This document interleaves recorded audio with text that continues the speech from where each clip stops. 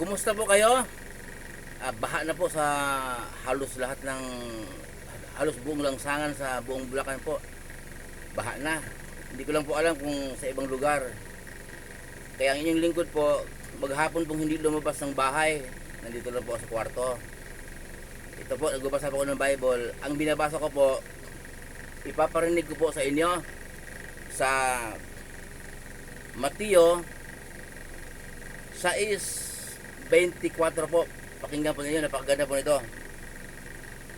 Walang aliping makapaglilingkod sa dalawang Panginoon, sapagkat kapupuutan niya ang isa at iibigin ang ikalawa. Paglilingkuran ng tapat ang isa at hahamakin ang ikalawa. Hindi ninyo maaring paglilingkuran ng pareho ang Diyos at ang kayamanan. Ayan po. Sa bungad po ng binabasa po ng lingkod, kung intindihin po natin, wala daw aliping makapaglilingkod ng sabay sa dalawang Panginoon. Paglilingkuran daw ng tapat ang isa at hahamakin ang ikalawa. Ipo. Kung intindihin po natin, parang ang dating pag mayaman ka mahirap ng maligtas, mahirap ng sumamba sa Diyos dahil nakatuon ka sa, ang isip mo nakatuon doon sa kayamanan mo. Pero hindi po pala ganun. Pakinggan nyo yung intindihin po natin yung dulo ng binabasa ng yung lingkod.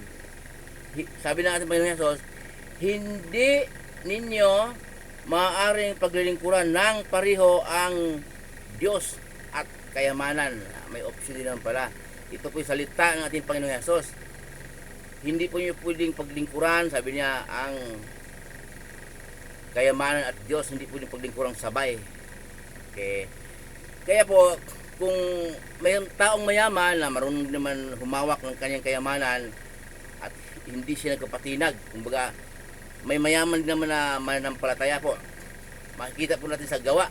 Hindi, sa gawa niya, araw-araw niyang gawain. May mga tao pong ginawa siyang mayaman ng Diyos. May mga negosyante po na ginawang mayaman ng Diyos.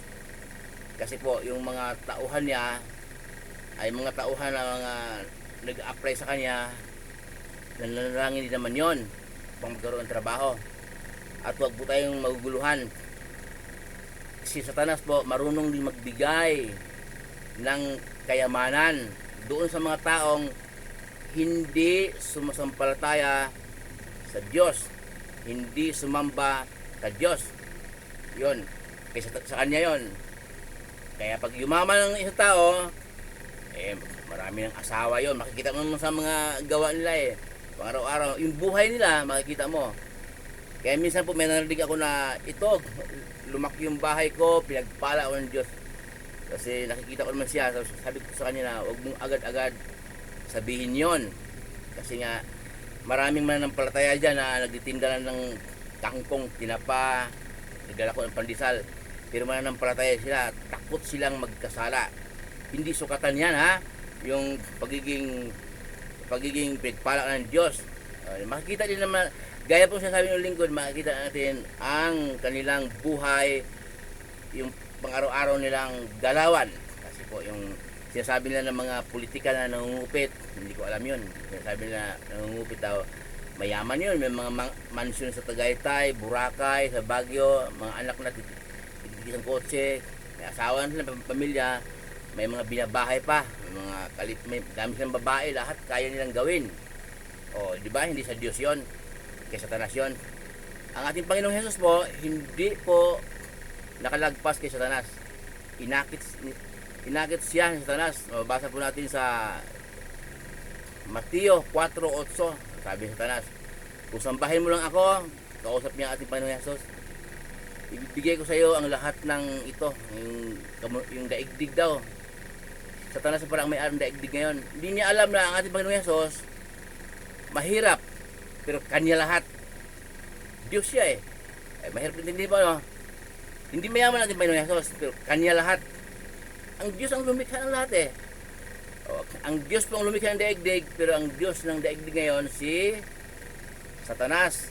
Mababasa po natin sa pangalawang Korinto 4:4. Yan, kasi po Satanas kasi yun ang sinusunod, mas maraming sumusunod sa kanya kaysa utos ng Diyos. Sinasabi rin natin Panginoon Jesus yan na mas sinusunod natin ang tradisyon ng mga tao kaysa utos ng Diyos.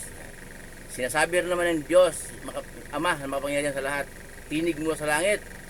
Mabasa po natin sa Mateo 17:5, ang sabi, ito ang minamahal kong anak na lubos kong kinalulugdan, pakinggan ninyo siya.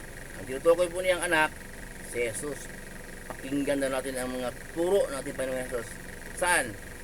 Sa Mateo, Lucas, Marcos, Juan, yan ang mga turo natin Panginoon Jesus po. Ay yung Gawa, Corinto, Pilipos, hanggang Aklat ni Judas bago magpahayag, yun po ang mga turo ng kanyang mga alagad. Kasi bago umakyat ating Panginoon Jesus sa langit, sinabi niya sa kanyang mga alagad kung paano ko isinugo ng Ama, gayon din naman sinusugo ko kayo. Kaya nung umakyat ating Panginoon sa langit, tinuloy ng kanyang mga alagad ang pagpatutuo at pagturo. Yung mga tinuturo ng kanyang mga alagad, yung mga turo ng Panginoon Jesus. Kaya sa Bible po yung mga turo ni Jesus.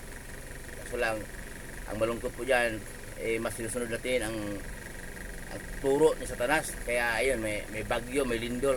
Biblikal po yun. Galit ng Diyos yan. Baha, pagputok ng bulkan. Huwag na po tayo magpaligoy-ligoy. Mababasa po natin lahat yan sa Bible. Yung po'y galit ng Diyos. Muli po yung lingkod, si Chef Roy. Pagpapalain po tayo ng Diyos. Manalangin po tayo bago tayo lumakad. Kasi baha po ngayon, bagyo. Yun po.